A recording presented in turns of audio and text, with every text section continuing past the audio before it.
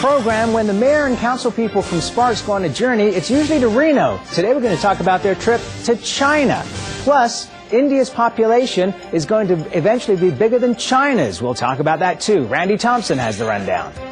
Coming up next, we have Sparks Mayor Geno Martini and City Councilman Mike Carrigan. And then we have the former Special Assistant to President Reagan, not the baseball player, Ty Cobb.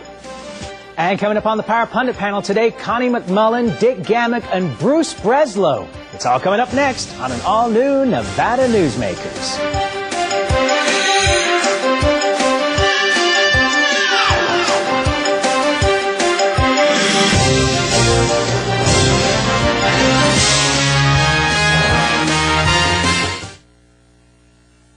Nevada Newsmakers, brought to you in part by the Tahoe Reno Industrial Center, the world's largest industrial park, the resort at Red Hawk, and the Peppermill family of casinos. High-tech companies demand perfect world amenities. They require clean, reliable power, state-of-the-art fiber optic communications, and clean water sources. In a perfect world, companies would have immediate access to rail and interstate freeways. There would be 4-lane expressways that shorten shipping times and provide convenient commute routes for valued employees. Well, the future is now, and it's here. Welcome to the Tahoe Reno Industrial Center, the largest industrial park in the world, building economic prosperity for Nevadans. When making your decision as where to play golf, consider the resort at Red Hawk. You know you have made the right choice the moment you arrive. The friendly staff welcomes you to our award-winning pro shop. You know you've made the right decision on the first tee. The Lakes course is in the best condition in years. You know you've made the right choice after you've played 18 holes. The resort at Red Hawk, the right choice. Nevada Newsmakers is sponsored in part by the Nevada Beer Wholesalers Association. As an employer, did you know you can be held liable for negligent hiring? A background screening by Employer Links can uncover criminal records, like alcohol and drug convictions. It can verify the applicant's education, driving records, and professional licenses. Employer Links can check civil records, registered sex offender records, and Social Security fraud. Hiring the right person shouldn't be a gamble. Call Employer Links. Employer Links, protecting your investment. I tell you, John, this industry has really changed. Tell me about it. You seem to do pretty well last year. What's your secret? No secrets. Although I'll tell you something. The smartest thing I did was sign up with Pro Group Management. Really? Yeah, they do workers' comp, right? Yeah, their services are great. And get this, they saved me 30%. I've heard they saved others 50%. That works for me. Pro Group Management. Finally, workers' comp that works for you. This is Nevada Newsmakers with host Sam Shad, a no-holds-barred political forum. Now, from the Nevada Newsmakers broadcast headquarters, here is Sam Shad. And back on Nevada Newsmakers, welcome to the program, the Mayor of Sparks, Geno Martini, and Sparks City Councilman Ward 4, Mike Carrigan. Welcome to both of you. Thank you. What in the world were you two doing in China? I have to ask first, how was the food? The food was really pretty good. We had a lot of things that we hadn't eaten before, some that I'd had before, but I drew the line when one night we were at a restaurant that was famous for noodles, which we didn't get any at, but the guy says, our tour guide said, how would you like to eat some donkey? And I said, you know what? I don't think so. Going there. After two Shrek movies, how could you? That's true. All right, let's get back to the serious stuff. Why did you go to China? Well, we were there just, more or less to open up relations, Sam, to get a comfort feeling with them, and them getting a comfort feeling for us. This was set up by the Sino-American Development Corporation that paid for most of us to go over there, paid for all of us to go over there. They're actually in China, in Beijing. Mr. Bob Goodman is part of that group, and they're the ones that sponsored us going over there. Okay. So it's just to open up relationship, just to talk, get a comfort level with people over there. Okay, so how did they know about you, and what do they want from you? Well, they had sent a delegation over here to Sparks to take a look at some of the area, some of our growing area, and they just kind of wanted to reciprocate and get to know us. Actually, it was kind of like get to know you type of trip. But you're looking for investment from them. What would be the benefit to you and then to them? Well, I think the biggest benefit to us would be there's some areas in our free trade zone that they can take advantage of, which are very, very much underused. I think we have like 20 or 21 different areas in Sparks. Explain that for the folks in Southern Nevada that may not be familiar with that. What is that? Well, the free trade zone allows them to bring things in and not be taxed on them until they actually disperse them. Plus, they liked our tax structure would be very, very beneficial to them. So my feeling would be that they could benefit much more from bringing stuff over here than us going over there. I don't know that we would be comfortable with investing over there. Okay, now, was there any tourism aspect to this? I think we had maybe a half a day of tourism. We got I was actually meaning... Oh, you mean when they came up, well, to come over people, here. I'm thinking maybe they could come over and stay at the Nugget. You know, that we really didn't touch too much on tourism. I mean, we gave them the tourism pitch and said that, you know, we are a area that has some good outdoor activities, and they were more interested in the free trade zone and some of the warehousing aspects as well. Any particular industries that were interested? You know, there was one that we met with in a small town, and when I say small town, it's a small town of 1.3 million called Liang. They produce 75% of the world's fireworks in this one small town of 1.3 million. They were kind of interested in maybe coming over here and having a distribution center somewhere.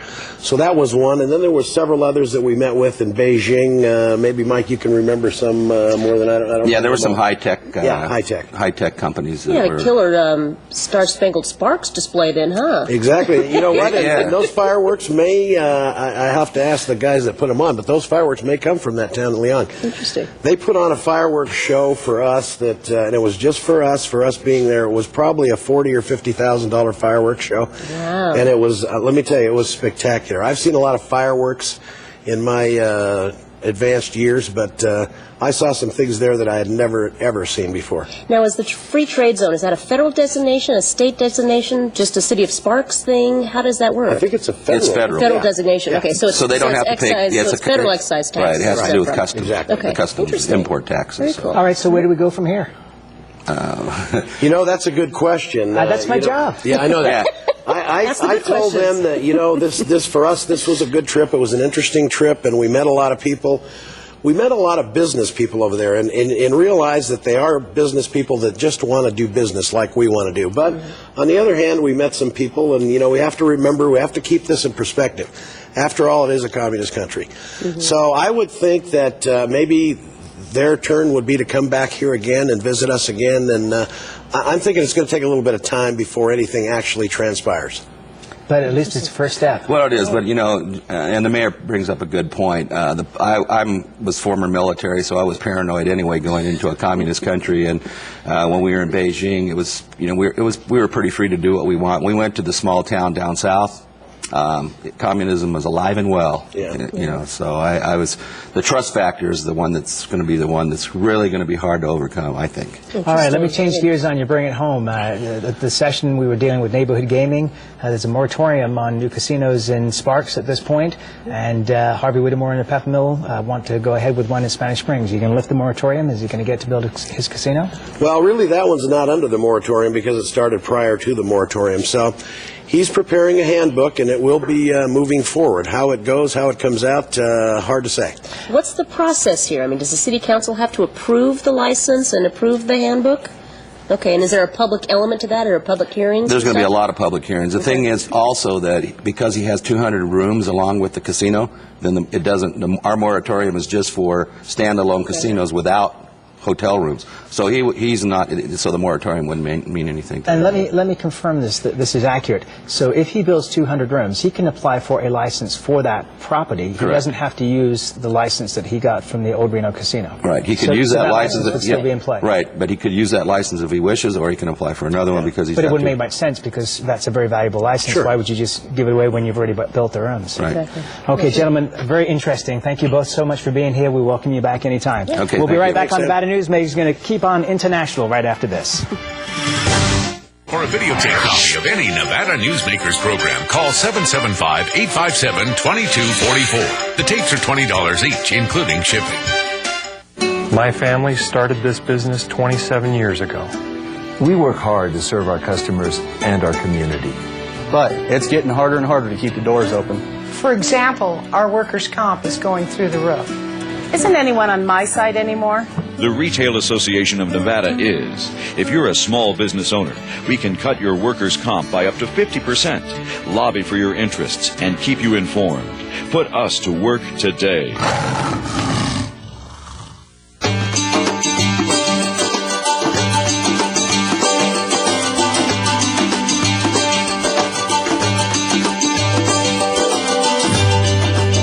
The materials we rely on every day come from the ground, and modern mining technology brings them to us cleaner and safer than ever before.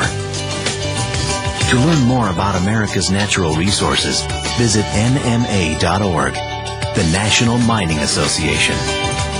If it's fun, it's here at the Peppermill, the $100,000 video-themed slot celebration, with more winners each week, 100 random winners every Monday and Wednesday, and more cash prizes, $6,000 random drawings every Friday, plus chances to win up to $1,000 in free slot play on Mr. Money's Challenge. You'll have more fun with the Peppermill's video-themed slot celebration, now worth over $100,000. The slots that rock are at the Peppermill. Where are you winning? Your best value in sight is here for you to see. From frames to lenses to eye exams, you're covered A to Z.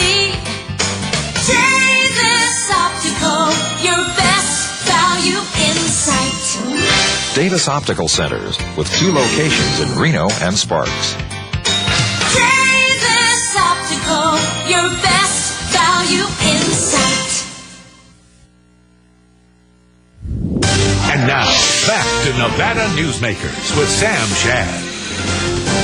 And back on Nevada Newsmakers, we continue to look at international affairs today with our international affairs expert, Ty Cobb, former special assistant to President Reagan. You wrote a very interesting column in last Sunday's Reno Gazette Journal, which folks can access by going to rgj.com, about India and the United States having a new strategic partnership. And the thing that intrigued me the most was that you said in there that the population of India is actually going to outgrow China. The dynamics of Asia are changing rapidly.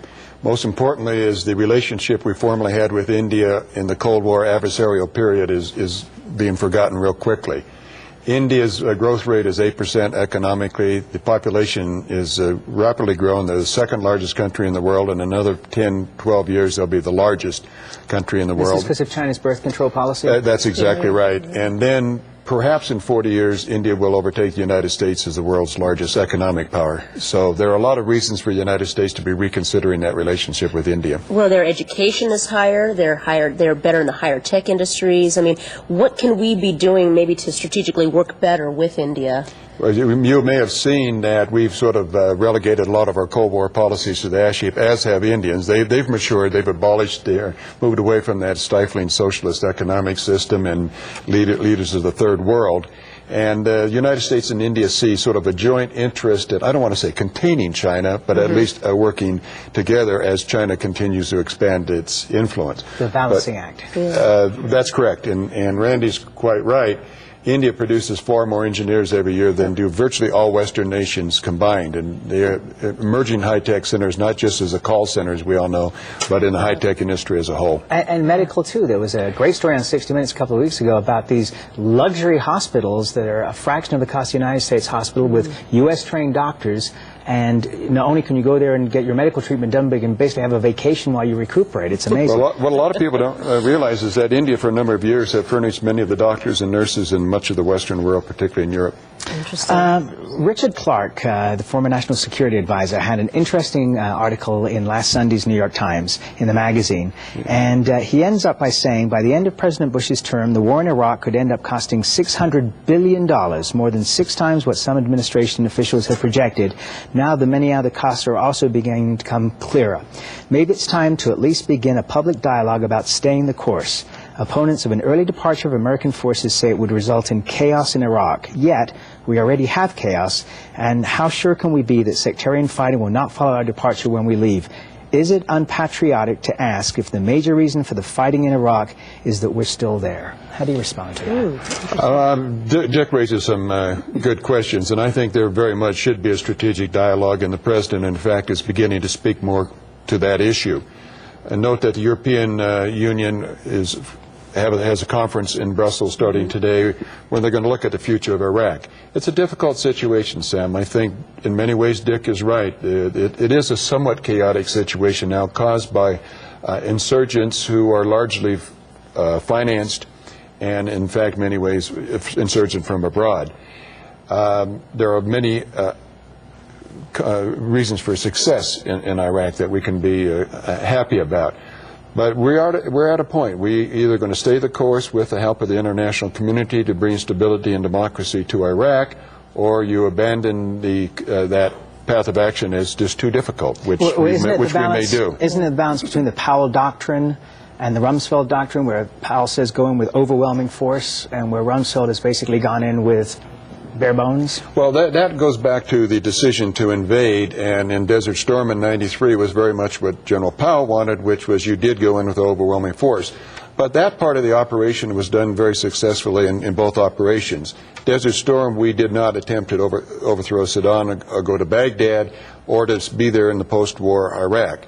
I think it's very clear that we have inadequate forces and inadequate international assistance in post-war Iraq. But now's the opportunity, though, for what's the world community going to do? If democracy doesn't succeed and the insurgents succeed in Iraq, then they're clearly going to be emboldened.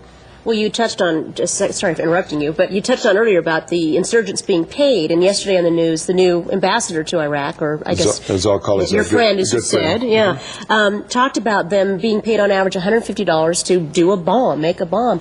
Who is paying these insurgents? Do we know? Because there was no elaboration in the story. There's no shortage of money available. Some of it is Saddam had secreted over $17 billion into various bank accounts and stashed in various places, heavily financed by people in places like Saudi Arabia, largely through, I must say, Randy petrodollars from the West that have just created an enormous influx of dollars into the Middle East, and a great percentage of that finds its way into finance the insurgents. A lot of jihadists. A lot of jihadists, right. Yeah. I want to change the subject just briefly here. We only have about a minute left. Condoleezza Rice in Egypt on a Middle Eastern tour, calling for democracy, specifically in Saudi Arabia and in Egypt.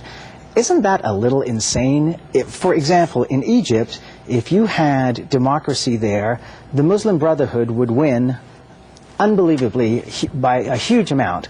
In Saudi Arabia, the Wahhabis would win by a huge amount. That would cost us oil. That would cost us the stability of Egypt and the balance with Egypt and Israel.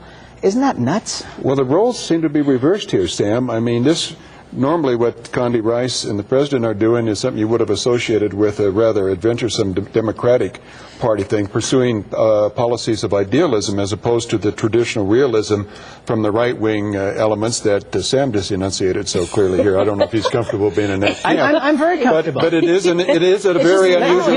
let's deal with reality. But give the administration credit. They are saying that, we're not just selectively pursuing democracy in places where we have bad relations, but where we do with Egypt and Saudi Arabia, we are going to be very blunt about the shortcomings in those countries. How can you criticize that? Unless you want to say, we don't care about democracy, we don't really care about the citizens, just keep the oil coming. Maybe I'm just a little conservatively pragmatic. I think you are. We'll be right back on Nevada Newsmakers after this.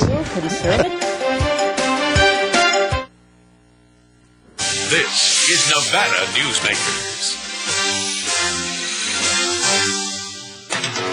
Since its creation more than a decade ago, the Southern Nevada Water Authority has focused on 3 goals: preserving water quality, improving water conservation in Southern Nevada, and meeting the community's current and future water needs. Through thoughtful planning, responsible management, and collaboration, it's succeeding.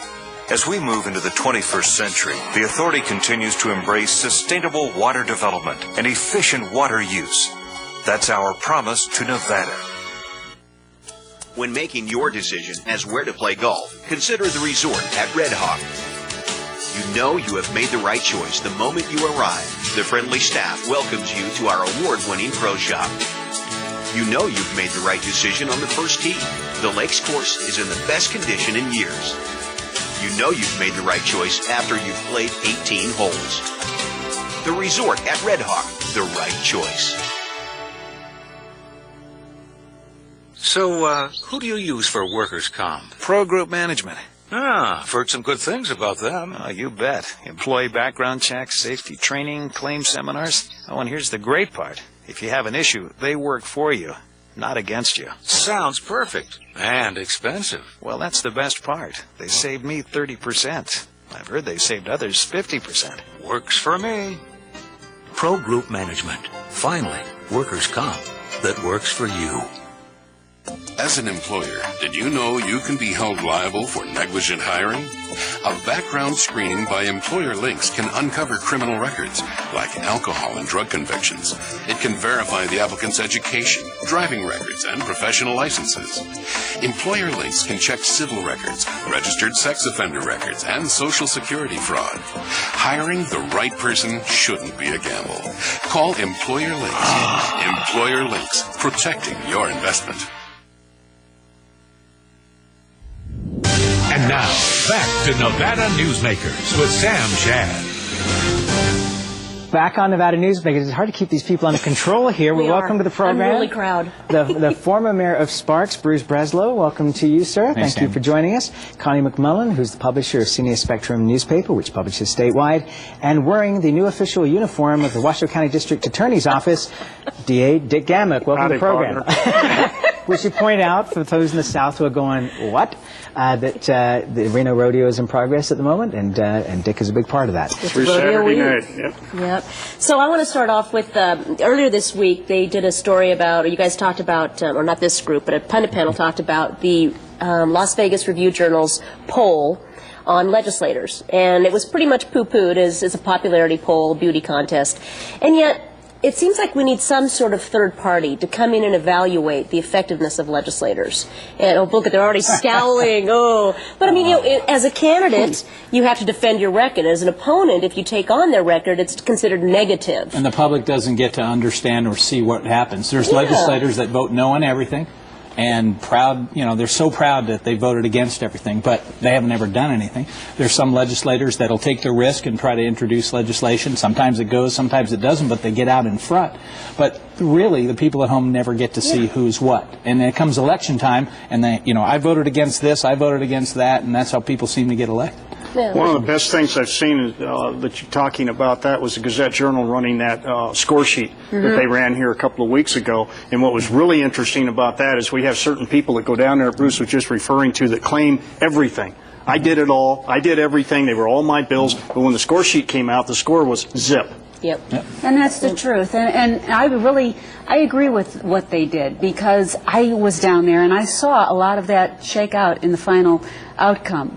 I don't want to say which one introduced and came away with getting nothing, but that's what happened. Yeah. So it seems like we need to have more coverage like that. And I don't want to discourage the Review-Journal or anybody else from doing those kind of stories. But when we poo-poo them, it's got to be at least like the Gazette did. It was substance. It was, they introduced this bill, they didn't get anywhere. But do you think there's another third party besides the media that should be doing that? Well, there's a reason why certain legislators don't get anywhere with their bills, too. Yeah. Because they will not participate in the process. Yep. And if you don't, once your bill comes up, no matter how good your bill is, you're not even going to get it included. But could there be a third party in the state that could make these points? I think the media would just factually... That's the media's job. Just factually report it. I don't need editorializing. I don't need them telling us what we think or how we should think or what we should think. Because that's our job here on this pundit panel. He's still upset about an article that was in the paper about, factual reporting, right? Yeah, factual reporting. All right, let me change topics here. Let's start with you, Dick. Is the president moving into lame duck status here? He's got Social Security legislation moving forward without private accounts. He's got John Bolton's nomination in trouble here. We've got the nuclear option appearing to have been diffused with the Gang of 14. John McCain seems to be running the Senate. What's going on? I'm not really sure. I think what's probably happened with the president is he's got too many war fronts going right now, and he's trying too many major things that he's trying to do and trying to get it all done before he finishes his term, and it's just leading to it just seems to be all getting jammed up and everything. There's got to be some major decisions made on Iraq and what we're going to do there and where we're going and what's going to happen. And then all this other stuff happening too. It's looks like he's got his hands full. I think he has his hands full, but I'd give him a 50-50. I think this morning it came out with a proposal from some member in Congress to save Social Security. As you know, it's been reported that it was going down, his proposal, going down the tubes. Today they came back, some Republicans, with a new plan. So yeah, but they did that, but they took out the president's pride and joy he's been working on all year, which is these private accounts. I think there'll be a lot more work done on that before we see the final. Bruce? Well, you know, when he called us this morning to ask us our opinion, most presidents in their second term, and there haven't been that many of them, go lame duck and do not try to change the world. And this president's trying, literally, to change the world. And he's doing it by force, and he's not building consensus. And right now our country, you know, is looking for some things that everybody can agree on. And whether it's appointments or other things, there's got to be some central issues that people can win on, and I think both parties are going to be looking for those in the near future. Compromise. Connie, you know, talking to compromise, even though Barbara Buchanovich on this program the other day was, you know, still concerned about John McCain's temper, but John McCain seems to be the man leading the Senate. He's looking pretty good. I saw an interview with him this weekend. I believe it was on Face the State, Meet the Press. He was great, I thought. He made a lot of good points. I think John McCain is a very strong candidate. Do you think the Republican base, Randy, is going to accept him? Rudy. No, unfortunately, the people that vote in a primary tend to be the very conservative core. And and McCain is losing that core. And as a moderate Republican, I like what he's doing. I like how he's bridging the gap. But unfortunately, the folks that vote in primaries do not support people like that. There's a lot of things that can happen before then. Oh, that's true. That's true. If the moderate Republicans would get out and vote in a primary, then we'd have a little more centrist Republicans in a lot of these districts. Yeah. You know, with the president, you almost get the feeling that he realizes he's running out of time and is really trying to get these things done. Because I still totally support the things he's trying to do. Social Security, why can't people invest their own money? Yeah. Where does it say government has to take care of people all the time? Exactly. So there's a lot of things he's trying to do. Having an election in Iraq was absolutely fascinating, and I think that's a lot bigger picture than just Iraq. And I've said it before that is a whole Middle East. Are we going to have democracy there, or is democracy going to get kicked out of there? And it's a big battle. And I think he just feels he's starting to run out of time and really trying to push these things when you say he's not using diplomacy a lot, because he doesn't have a whole lot of time left in office. And we are out of time. We'll be right back on Nevada Newsmakers after this. Nevada Newsmakers, brought to you in part by the Tahoe Reno Industrial Center, the world's largest industrial park, the resort at Red Hawk, and the Peppermill family of casinos. Here at the Tahoe Reno Industrial Center, water resources come from fresh, clean groundwater, approved by state permits. The water is pumped from wells to million-gallon storage tanks and then distributed to TRI companies. Another amenity is our investment in a state-of-the-art wastewater treatment plant. This disposal system converts waste to clean water for industrial applications. Welcome to the Tahoe Reno Industrial Center, the largest industrial park in the world, building economic prosperity for Nevada. And coming up tomorrow, we're going to be talking about the new sex offender bill with Donna Coleman and George Tagliati. And then the governor's deputy chief of staff, is Lisa Foster, is going to tell us why the governor's not going to be a lame duck. We'll see you tomorrow. Thanks for watching.